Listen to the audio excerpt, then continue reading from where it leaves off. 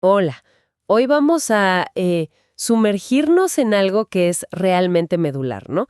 Especialmente para quienes están, pues, formándose en áreas como ingeniería, en administración o carreras parecidas. Ujú. Nos preguntamos, dentro de este mundo tan complejo de las organizaciones, ¿cómo distinguimos a un líder de verdad? Ajá. Y bueno, más allá de identificarlo, ¿cuáles son esas habilidades directivas que realmente hacen la diferencia entre solo gestionar y, digamos, transformar? Exacto. Tenemos aquí unos extractos de un texto sobre habilidades directivas que, la verdad, prometen aclarar bastante estas dudas. Precisamente. Y es un punto crítico, ¿sabes? Porque si bien la formación técnica, como la de ingeniería, te da una base súper sólida, necesaria, Claro, la realidad del día a día laboral demuestra que para ascender y, sobre todo, para ser realmente efectivo en puestos de gestión, pues se necesita mucho más. muchísimo más. Se requiere esa habilidad para navegar el mundo de las relaciones humanas, que a veces es complicado, ¿eh? Para motivar equipos, para tomar decisiones cuando hay incertidumbre. Uf, sí. Hoy vamos a analizar qué define, según estas fuentes que tenemos, a un líder efectivo y cómo se estructuran esas habilidades directivas que son tan necesarias. Perfecto. Es un conocimiento fundamental, por cierto, para cualquiera que aspire a dirigir equipos. Pienso en estudiantes de asignaturas como Dirección de Capital Humano, por ejemplo. Exacto. Así que, bueno, nuestra misión hoy es bastante clara. Vamos a desmenuzar esas características que definen al liderazgo efectivo y a mapear esas habilidades directivas que son indispensables para cualquier profesional que aspire a gestionar. Ujú. ¿Listos para esta inmersión? ¿Vamos a meterle mano a esto? Vamos. Arranquemos con una pregunta que plantea el material y que me parece básica. ¿Es lo mismo tener un puesto directivo que ejercer liderazgo? Buena pregunta para empezar. Intuitivamente uno podría pensar que sí, ¿no? Pero el texto marca diferencias, bastante claras.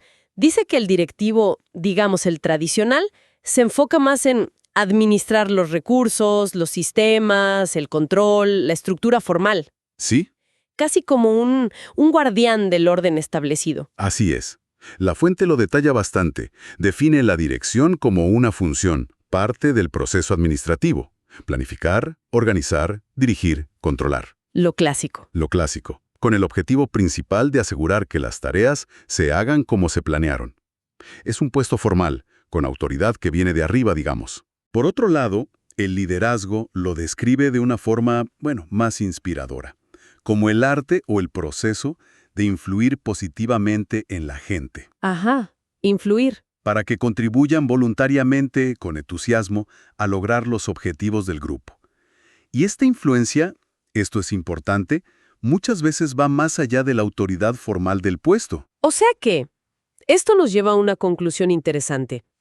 No todo directivo es un líder en el sentido completo de la palabra, ¿cierto? Exacto, no necesariamente. Y al revés, podemos encontrar líderes informales dentro de los equipos, gente que inspira, que guía, sin tener el título de jefe o gerente. Totalmente. Eso cambia bastante la perspectiva sobre dónde buscar talento directivo, ¿no? Exactamente. La fuente sugiere que buscar solo en la jerarquía formal pues puede ser limitante. El liderazgo es una cualidad que se ve en la acción, en la interacción. Claro. Por eso, el material empieza a identificar las características que suelen distinguir a estos líderes, tengan el cargo que tengan. Y la lista que presenta es, reveladora. Menciona cualidades como ser un comunicador eficaz y, ojo, no solo hablar, sino escuchar activamente. Fundamental eso.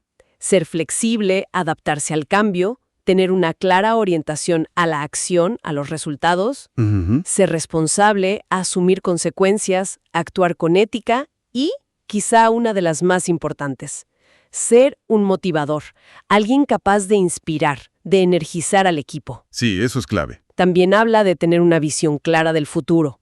Vaya, que no es poca cosa, ¿eh? No, no lo es. Y fíjate que estas características conectan directamente con un concepto que el texto llama el trinomio del directivo exitoso. Trinomio. A ver, cuéntame. Sí, se compone de 3 pilares, digamos. El saber, que son los conocimientos, lo técnico, lo teórico. La base que te da la carrera, por ejemplo. Ok, el conocimiento. Luego, el saber hacer, que son las habilidades, las capacidades prácticas para aplicar ese conocimiento. La práctica. Y el saber ser, que engloba las actitudes, los valores, las cualidades personales. Justo ahí es donde viven muchas de esas características de liderazgo que mencionabas. El saber, saber hacer y saber ser. Interesante. Y aquí es donde la cosa se pone, bueno, más interesante todavía. El texto advierte sobre un problema común. Los llama directivos improvisados. Suena un poco fuerte, ¿no? Sí, suena fuerte, pero ilustra bien el punto. Se refiere a esos profesionales que son técnicamente muy buenos en lo suyo, excelentes ingenieros, contadores, lo que sea, Ajá. y los promueven a puestos de gestión. Pero les falta preparación formal o, bueno, un desarrollo consciente de estas habilidades interpersonales y de liderazgo. Les falta pulir el saber hacer y el saber ser de la dirección de personas. Exactamente. Y esto, según dice la fuente, es una causa súper frecuente de problemas en los equipos. Gente desmotivada, baja productividad, conflictos. Claro. Porque gestionar tareas es muy, muy diferente a liderar personas. Tiene todo el sentido del mundo. Y para entender mejor cómo se ejerce ese liderazgo, el material también repasa los estilos. Menciona los 3 clásicos que seguro muchos hemos oído. El autocrático, el que centraliza todo, decide solo, El jefe mandón, digamos. algo así. Luego el democrático o participativo, que involucra al equipo. Y el laissez-faire, que es como, déjalos hacer, ¿no? Da libertad casi total. Correcto. Y lo interesante es que no solo los describe, analiza las reacciones típicas del equipo ante cada estilo, basándose en estudios clásicos. ¿Así? ¿Cómo reaccionan? Bueno, con el líder autocrático, por ejemplo, se puede generar dependencia o al revés, hostilidad, agresión pero escondida. Uf. Con el democrático tiende a haber más satisfacción, más compromiso, relaciones más cordiales. Eso suena mejor. Y con el laissez-faire, aunque podría funcionar con equipos muy maduros, muy autodirigidos, a menudo genera confusión, falta de rumbo, incluso descontento porque falta guía. Pero, a ver, ¿el mundo real no es tan blanco y negro? ¿O sí? ¿Un líder siempre es autocrático o siempre democrático? Me suena poco realista. Totalmente de acuerdo, y la fuente también lo ve así, aborda esa complejidad. Más allá de esos 3 estilos clásicos, presenta un enfoque más situacional, más adaptativo del liderazgo. ¿Cómo es eso? Describe otros estilos que un líder puede y de hecho debería usar según las necesidades del equipo y de la tarea. Menciona, por ejemplo, A ver. el estilo estructurador, muy enfocado en definir clarito qué, cómo y cuándo hacer las cosas. Útil con equipos nuevos, inexpertos o para tareas muy complejas que necesitan guía precisa. Ok, para empezar. Luego, el estilo entrenador, tipo coaching. Aquí el líder sigue definiendo tareas, pero dedica mucho tiempo a explicar el porqué, a desarrollar las habilidades del equipo, a dar feedback constructivo. Busca un balance entre dirigir y apoyar. Me gusta ese. Después, el alentador o apoyador. Aquí el foco principal es el soporte socioemocional. El líder escucha, facilita, anima, fomenta la participación, la confianza. Las decisiones se toman más en conjunto. Ideal para equipos que saben hacer las cosas, pero quizá perdieron motivación o confianza. Para levantar el ánimo, digamos. Exacto. Y, finalmente, el estilo delegador. El líder confía plenamente en el equipo, que es competente y está motivado. Les da responsabilidades y autonomía para decidir cómo lograr los objetivos. El líder interviene poco, más que nada monitorea resultados. Eso tiene mucho más sentido práctico, la verdad. Entonces, la clave no es tener un estilo fijo de liderazgo, sino la capacidad de diagnosticar la situación, ¿no? Ver la madurez del equipo, cómo es la tarea, y aplicar el estilo que mejor funcione en ese momento. Exactamente. Como tener una caja de herramientas de liderazgo. Exacto. Esa capacidad de diagnóstico y de flexibilidad es lo que distingue, según este enfoque, al líder que es verdaderamente efectivo. No se trata de ser bueno o malo, sino de ser apropiado y eficaz para esa situación. Y esto nos lleva directo a las habilidades concretas que le permiten a un líder hacer eso, ¿verdad? Precisamente, a las habilidades. Hablemos de esas habilidades entonces. Si ya vimos que no basta con ser un crack técnico, ¿cuáles son esas capacidades fundamentales que todo futuro directivo, pensemos en esos ingenieros en administración que se están formando, necesita cultivar sí o sí? Bueno, La introducción del texto ya nos da una pista, ¿eh? Menciona una lista inicial. Comunicación, toma de decisiones, creatividad, liderazgo como habilidad a desarrollar, administración del tiempo, trabajo en equipo y asertividad. esa es una buena lista de partida, sí. Pero el material profundiza un poco más y las agrupa en categorías más amplias, lo cual ayuda a entender cómo se relacionan y qué tan importantes son en distintos niveles, ¿sabes? A ver, ¿cuáles son esas categorías? Para alguien que se forma en administración o ingeniería pensando en gestionar, se destacan especialmente estas. Ajá. Primero, las habilidades conceptuales. Esta es la capacidad de ver el panorama completo, ¿no? El bosque, no solo los árboles.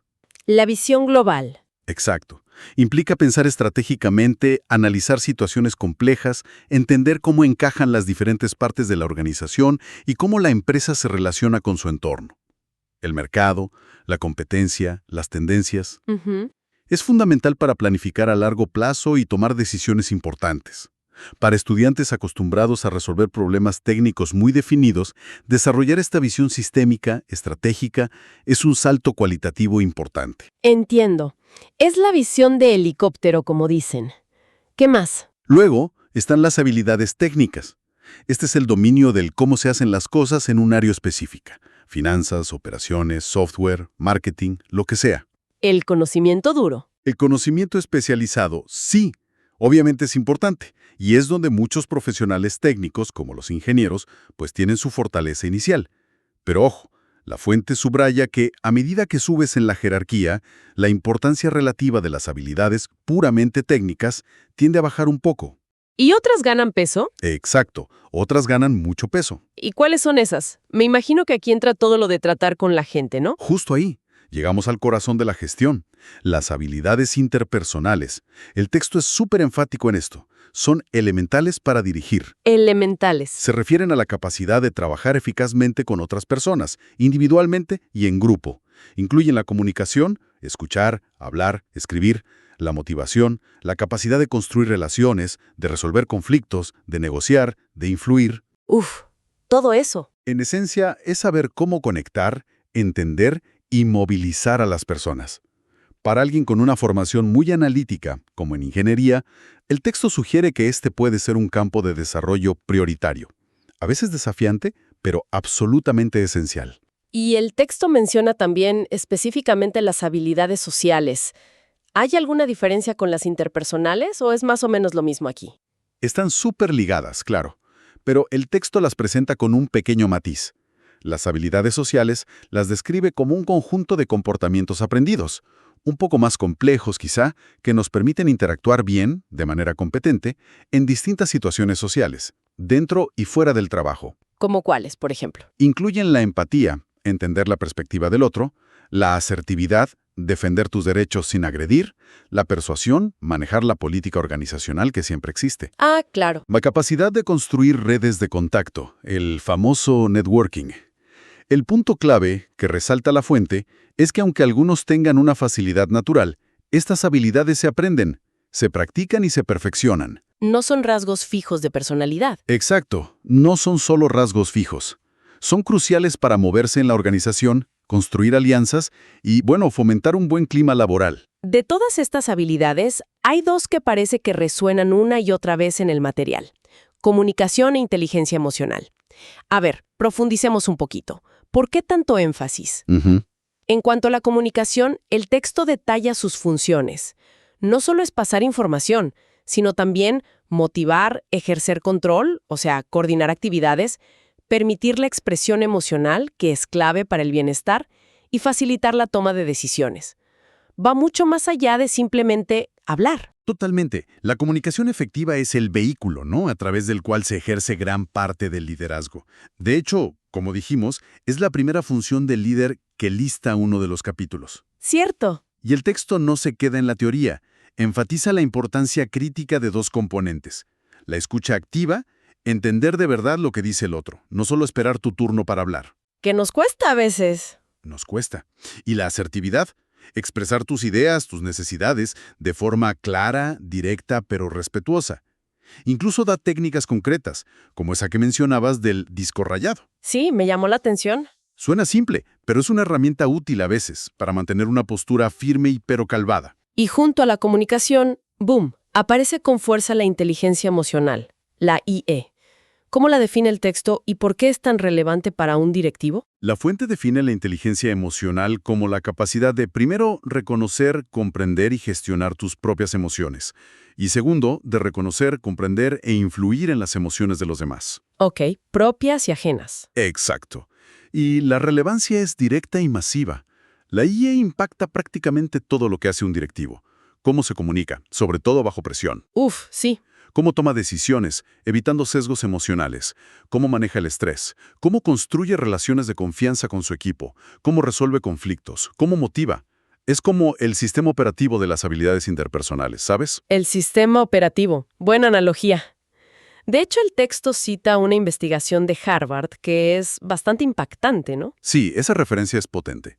Cita un estudio que sugiere que hasta el 85% del éxito personal y profesional podría atribuirse no tanto al coeficiente intelectual o a los conocimientos técnicos, El 85%. el 85%, sino a factores como la actitud positiva, la motivación interna, la empatía y la habilidad para construir relaciones positivas. Todos estos son componentes esenciales de la inteligencia emocional. ¡Wow!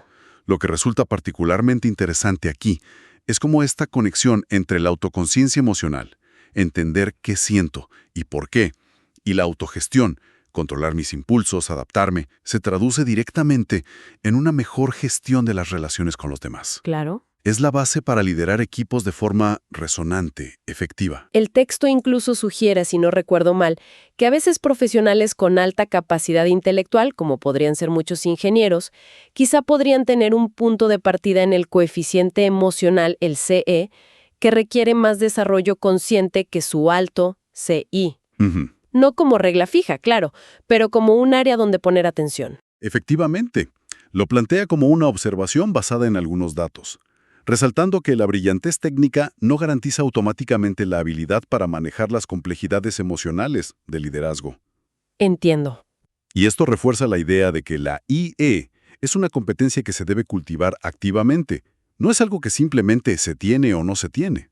Y eso nos lleva a una pregunta crucial para cualquiera que nos escuche, ¿no? Especialmente estudiantes o profesionales que están creciendo. Estas habilidades, sobre todo las interpersonales, las sociales, la inteligencia emocional, ¿son innatas o se pueden aprender y desarrollar? Ajá. ¿Hay esperanza para quien siente que no nació siendo un líder carismático? La respuesta que da el material es rotundamente optimista, y creo que muy alentadora. ¡Qué bueno! Afirma explícitamente que estas habilidades no son rasgos fijos e inmutables. Las habilidades sociales, dice, se aprenden desde niños, pero se pueden seguir refinando y adquiriendo toda la vida. Toda la vida.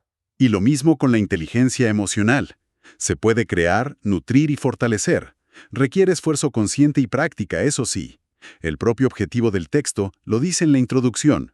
Es precisamente ayudar a los lectores a desarrollar estas competencias. Esto conecta de nuevo con el trinomio que mencionaste antes. Saber, saber hacer y saber ser. Parece que el saber hacer y el saber ser en el ámbito directivo son como músculos que se pueden entrenar. Exactamente, esa es la analogía perfecta. No basta con leer sobre liderazgo o inteligencia emocional. Eso sería solo el saber. La teoría. El verdadero desarrollo viene con la aplicación práctica, con el saber hacer. Requiere salir de tu zona de confort, intentar nuevas conductas, pedir feedback que a veces duele pero es necesario, reflexionar sobre lo que funcionó y lo que no, y ajustar. Es un proceso. Es un proceso iterativo, sí. El texto lo ilustra con ese caso del directivo que, ante la necesidad de negociar y relacionarse con otros departamentos para un proyecto, suelta un «qué flojera tener que lidiar con esta gente». Ay, no. Esa actitud refleja una carencia crítica justo en esas habilidades interpersonales y sociales. Y bueno, condena el proyecto al fracaso, aunque técnicamente fuera bueno. ¡Qué claro ejemplo! Y para facilitar ese entrenamiento, el material incluye herramientas, ¿no? Como ejercicios de autoevaluación, Sí, para que uno pueda identificar sus puntos fuertes y áreas de mejora en IQ, en estilos de liderazgo preferidos. correcto. La inclusión de esas herramientas de autodiagnóstico subraya un punto fundamental. El desarrollo empieza con el autoconocimiento. Necesitas saber dónde estás parado antes de trazar una ruta de mejora. Claro. ¿Cuáles son mis tendencias naturales? ¿Cómo reacciono bajo estrés? ¿Soy consciente de cómo mis emociones afectan a mi equipo? Responder honestamente a esto es el primer paso. Esto plantea una pregunta importante sobre la responsabilidad individual, ¿no? Totalmente. El desarrollo de estas habilidades no es algo que la empresa simplemente te da en una capacitación. Requiere un compromiso personal con el aprendizaje continuo. Muy bien, creo que hemos cubierto bastante terreno, ¿eh? Hagamos una recapitulación rápida para que las ideas clave queden bien asentadas. Perfecto. Empezamos distinguiendo entre dirigir más enfocado en la tarea, la estructura, la función administrativa, y liderar enfocado en influir, inspirar, movilizar personas, a menudo más allá de la autoridad formal. Exacto. Vimos que los líderes efectivos suelen compartir ciertas características: comunicación, visión, motivación, flexibilidad. Entre otras. Luego exploramos los diferentes estilos de liderazgo, desde los clásicos hasta esos enfoques más adaptativos, y concluimos que la clave es la flexibilidad y saber diagnosticar para aplicar el estilo adecuado a cada situación y equipo. Y finalmente, nos metimos de lleno en la clasificación de habilidades directivas esenciales, las conceptuales, la visión estratégica, las técnicas, el conocimiento especializado. Y dimos un énfasis especial a las interpersonales, trabajar con otros, comunicar, motivar, y sociales, empatía, persuasión, redes, destacando la comunicación efectiva y la inteligencia emocional como pilares, pero pilares cruciales para el éxito en la gestión. Y lo más importante, quizás, subrayamos que todas estas habilidades, sobre todo las interpersonales y la IE, no son innatas, se pueden y se deben desarrollar activamente. Sí, a través de la práctica, la reflexión y el autoconocimiento. Entonces, si volvemos a nuestro público objetivo, los estudiantes y profesionales del área de ingeniería en administración o carreras similares, ¿cuál sería el mensaje central que se desprende de todo esto? El mensaje es claro y yo diría potente. La excelente formación técnica y analítica que reciben es una base indispensable, sí. Es el ticket de entrada, pero no garantiza el éxito ni la progresión hacia roles de liderazgo efectivo. Es solo el comienzo. Es solo el comienzo. Para triunfar en la gestión de equipos y proyectos complejos, es imperativo invertir tiempo y esfuerzo en desarrollar activamente el otro lado de la ecuación: las habilidades humanas. Las famosas habilidades blandas, que de blandas no tienen nada. Exacto. La capacidad de conectar, comunicar, motivar, entender las dinámicas emocionales propias y ajenas. Eso es lo que realmente marca la diferencia entre un gestor competente y un líder inspirador. Ajá. No se trata solo de optimizar procesos, sino de potenciar personas, y es un viaje de desarrollo que dura toda la carrera profesional, no acaba nunca. Excelente resumen. Y para cerrar, como siempre, nos gusta dejar una idea ahí resonando, una reflexión que surge del material, pero que nos invita a mirar un poquito más allá. A ver. La fuente dedica un apartado a comentar la creciente incorporación de mujeres a puestos directivos.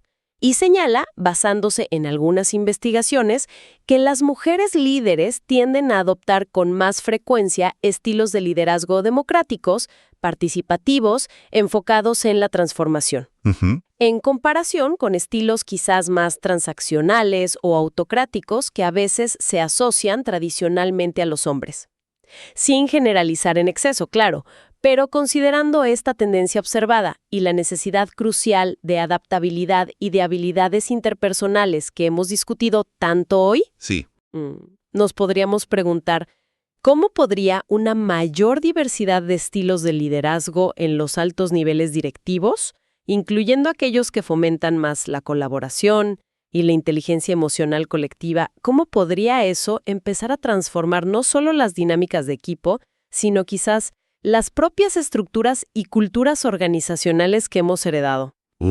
Es una pregunta muy, muy pertinente y con muchísimas implicaciones.